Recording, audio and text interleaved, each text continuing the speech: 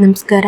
ನಮ್ಮನೇಲಿ ಯಾವಾಗಲೂ ಈ ಥರ ರವೆ ರೊಟ್ಟಿಯನ್ನು ಮಾಡ್ತಾರೆ. ಇದಂತೂ ನನ್ನ ಪರ್ಸ್ನಲ್ ಫೇವ್ರೇಟು. ಹಾಗೆಯೇ ತುಂಬ ಟೇಸ್ಟಿಯಾಗಿರುತ್ತೆ. ಹಾಗೆಯೇ ಬಿಸಿಯಲ್ಲಿ ತಿನ್ನಂತೂ ಕ್ರಿಸ್ಪ್ ಪ್ಲಸ್ ಸಾಫ್ಟಾಗಿರುತ್ತೆ. ಅಷ್ಟು ರುಚಿಯಾಗಿರುತ್ತೆ ಈ ರವೆ ರೊಟ್ಟಿ. ಈ ರವೆ ರೊಟ್ಟಿಯನ್ನು ಹೇಗೆ ಮಾಡ್ಕೊಳ್ಬೇಕು ಅಂತ ಈ ವಿಡಿಯೋದಲ್ಲಿ ತೋರಿಸ್ತಾ ಇದ್ದೀವಿ ನೋಡಿ. ಆ್ಯಕ್ಚುಲಿ ಈ ರವೆ ರೊಟ್ಟಿನ ನಮ್ಮ ತಂಗಿ ಮಾಡಿರೋದು. ಆ್ಯಕ್ಚುಲಿ ಅವಳು ಮೊದಲೆಲ್ಲ ಅಡುಗೆನೇ ಮಾಡ್ತಾ ಇರಲಿಲ್ಲ. ಆದರೆ ನಮ್ಮ ಅಮ್ಮಂಗೆ ಹುಷಾರಿಲ್ಲ, ಹಾಗಾಗಿ ಈ ಥರ ಕೆಲವೊಂದು ಸಲ ಬ್ರೇಕ್ಫಾಸ್ಟ್ ಎಲ್ಲ ಅವಳೇ ಪ್ರಿಪೇರ್ ಮಾಡ್ತಾಳೆ.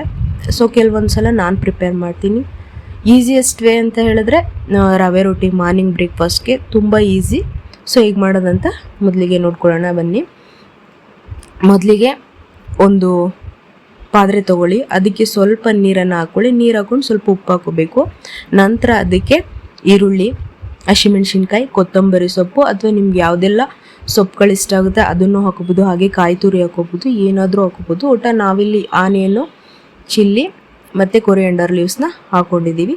ಸೊ ಇದು ಹಾಕೊಂಡ್ಮೇಲೆ ಅದಕ್ಕೆ ಸ್ವಲ್ಪ ರವೆಯನ್ನು ಹಾಕೋಬೇಕು.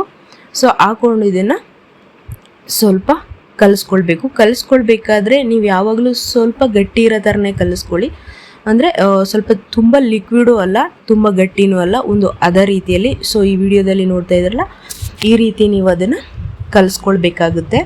ಸೊ ಈ ರೀತಿ ಕಲಿಸ್ಕೊಂಡ ನಂತರ ನೇರವಾಗೇ ತವಾ ಮೇಲೆ ಇದನ್ನು ಇದೇನಿದೆ ನಾವು ರವೆ ಮತ್ತು ಈರುಳ್ಳಿ, ಮೆಣಸಿನ್ಕಾಯಿ, ಕೊತ್ತಂಬರಿ ಸೊಪ್ಪೆಲ್ಲ ಕಲಿಸಿದ್ದೀವಲ್ಲ, ಈ ಒಂದು ಉಂಡೆನ ತೊಗೊಂಡು ಅದನ್ನು ನೀಟಾಗಿ ತವದ ಮೇಲೆ ಈ ರೀತಿ ತಟ್ಕೊಳ್ಬೇಕು. ನೀವು ವಿಡಿಯೋದಲ್ಲಿ ನೋಡ್ತಾ ಇದ್ದೀರಲ್ಲ ಅದೇ ಥರ ತಟ್ಕೊಂಡು ಎರಡೂ ಕಡೆ ಬೇಯಿಸಿದ್ರೆ very tasty, healthy and easiest way morning ಬ್ರೇಕ್ಫಾಸ್ಟ್ಗಂತೂ ಸಖತ್ತಾಗಿ ರೆಡಿ ಆಗುತ್ತೆ ರವೆ ರೊಟ್ಟಿ.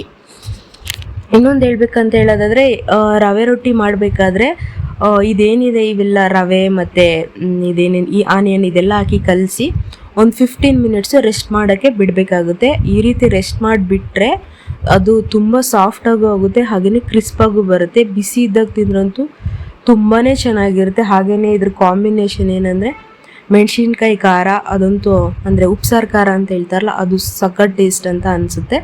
ಹಾಗಿದ್ರೆ ಈ ರೊಟ್ಟಿಯನ್ನು ನೀವು ನಾಳೆನೇ ಮಾಡ್ತೀರಲ್ವ, ಹಾಗಿದ್ರೆ ಇಷ್ಟ ಆಯಿತಾ ಅಥವಾ ಹೇಗೆ ಬಂತು ಅಂತ ಹೇಳಿ ಕಮೆಂಟ್ ಮಾಡಿ.